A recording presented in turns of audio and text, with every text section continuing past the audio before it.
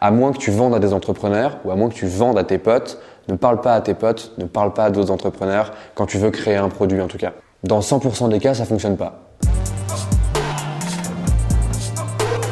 Quand tu détectes une opportunité de marché, au final, après, il va falloir commencer à essayer de parler un maximum aux gens qui composent ce marché, de leur parler personnellement.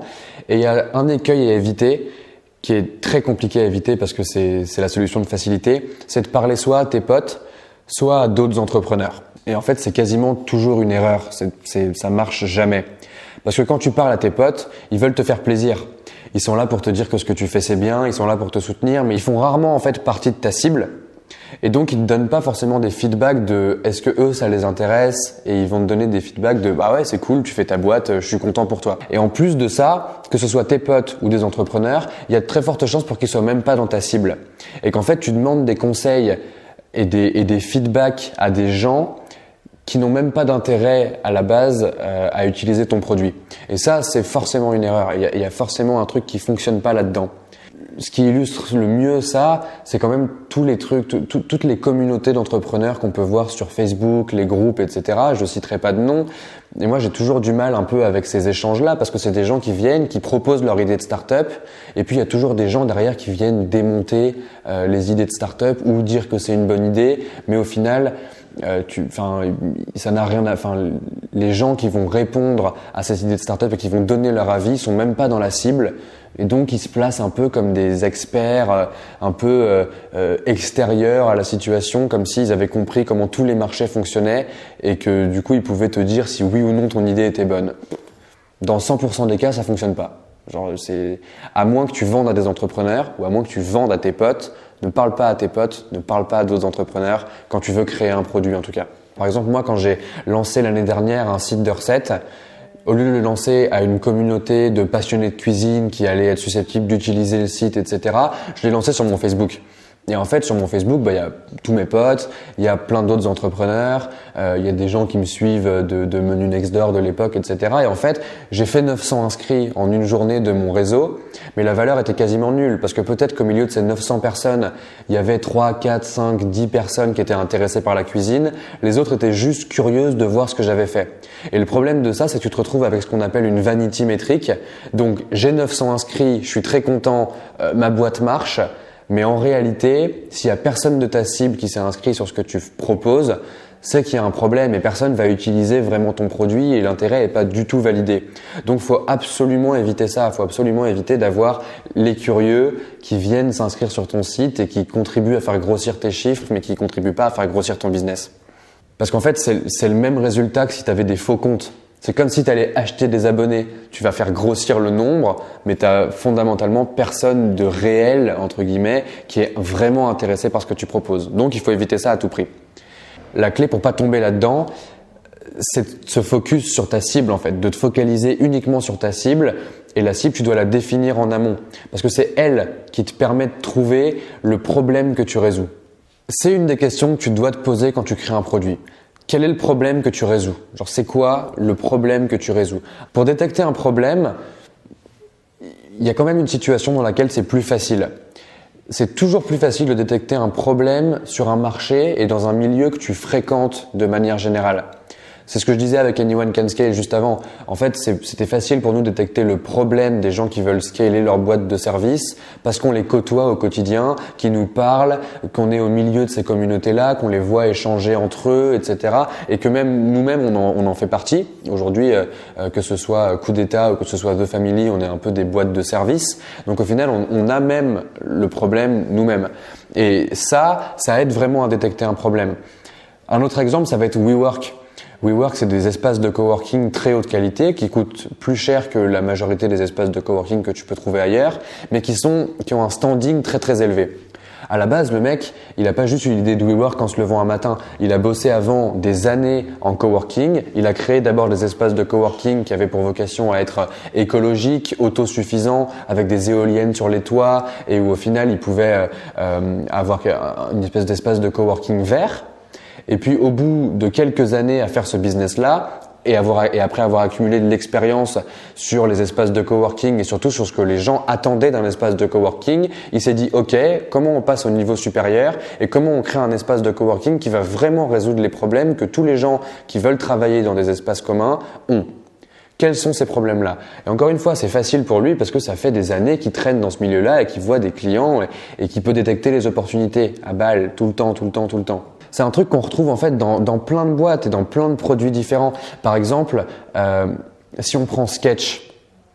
Sketch, c'est un logiciel qui te permet en fait en tant que web designer de venir faire des maquettes de sites, d'applications, de tout ce que tu veux en fait qui soit numérique et qui te permet de faire des maquettes design et qui est beaucoup plus pratique que Photoshop, qui est beaucoup plus pratique qu'Illustrator. Ce truc-là est un carton international complet parce qu'il parle aux bonnes personnes, les web designers, les UX UI designers, tous ces gens qui travaillent un peu dans le web ou dans en tout cas le software, le logiciel de manière générale. Et on a détecté qu'il y avait un problème. C'était insupportable de créer des maquettes sur Photoshop, c'était insupportable de créer des maquettes sur Illustrator. Il fallait un outil qui soit adapté à ce workflow-là, à ce mode de travail-là. Il fallait cet outil et ils ont juste créé cet outil. Et encore une fois, à la base, les mecs qui ont créé Sketch, c'est les designers.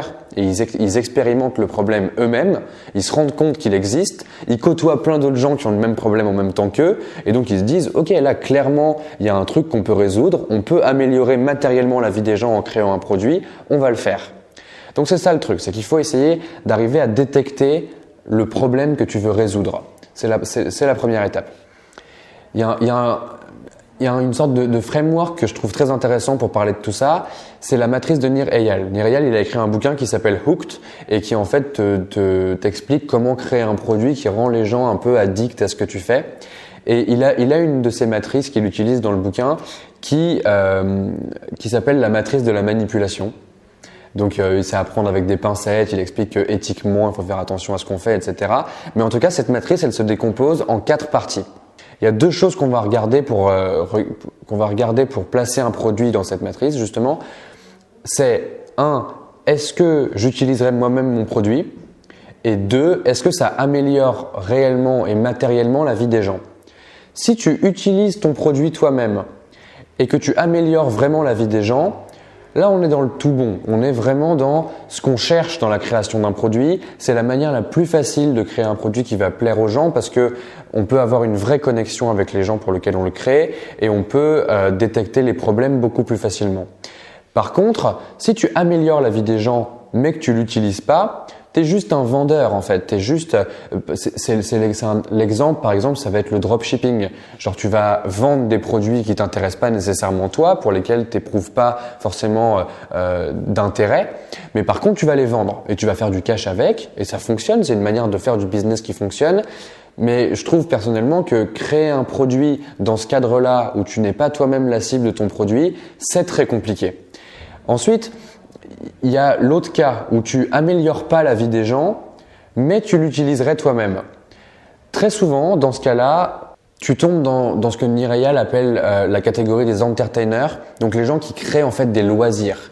Donc effectivement, si tu n'améliores pas la vie des gens, mais que toi ça te plaît, c'est que très certainement ça va être, ça peut être du cinéma, ça peut être un parc d'attractions, ça peut être une console de jeux. Enfin en fait, tu vois, genre si tu prends une Xbox ou une PS4, c'est des jeux. Ça n'améliore pas fondamentalement la vie des gens, ça règle pas vraiment de problème, si ce n'est l'ennui.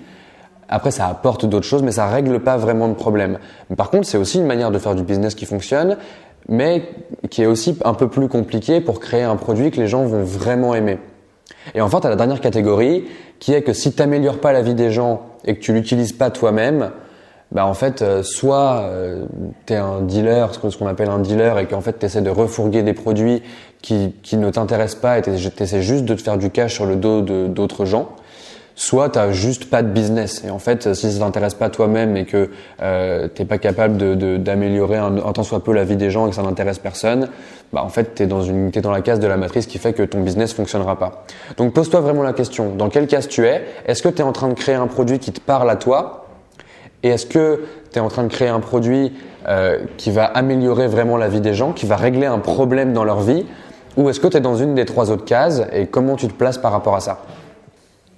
Ok, donc on parle depuis tout à l'heure de détecter les opportunités et d'analyser le marché. Le truc le plus important quand tu veux commencer à parler à ton marché et à les détecter encore plus, les frustrations et les motivations qui vont les amener à utiliser ton produit, même s'il n'existe pas encore, ça va être de parler à leurs émotions. Et c'est ça qu'on va voir. Tu vois, genre si tu prends une Xbox ou une PS4, c'est des jeux, ça n'améliore pas fondamentalement la vie des gens. Tu peux vraiment rassembler tout ce dont tu as besoin. Marche compliquée. On va pouvoir connecter notre compte. C'est vraiment un site web, très simple d'utilisation, rien à installer, très intuitif. On va se dire, ok, il faut qu'à la fin de ces 2 semaines, on ait résolu ce problème-là. Le plus en profondeur possible. Pour illustrer ça, je pensais que le mieux ce serait de continuer à améliorer. On va aller toucher la late majority. Maintenant qu'on a posté ces messages dans les forums, il n'y a plus qu'à croiser les doigts.